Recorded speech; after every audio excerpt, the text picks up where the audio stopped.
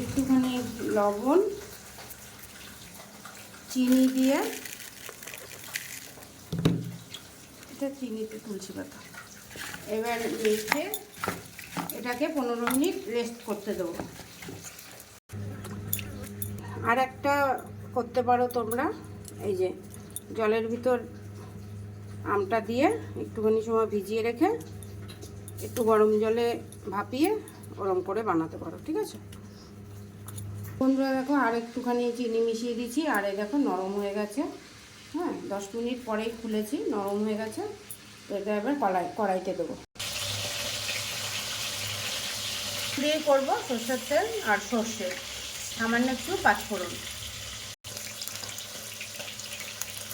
তো দেখো বন্ধুরা, মশলাটা একটুখানি হালকা হালকা করে ভাজবো, বেশি করবো না। চাটনির মশলা একটু হালকা করে, সর্ষেটা একটু চটপট করে উঠলে।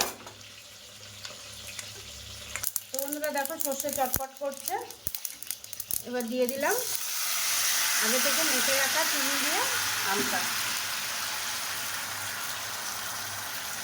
তো বেশি নাড়াচাড়া করবো না, এটাকে এবার একটু 5 মিনিটের জন্য ঢেকে দেবো।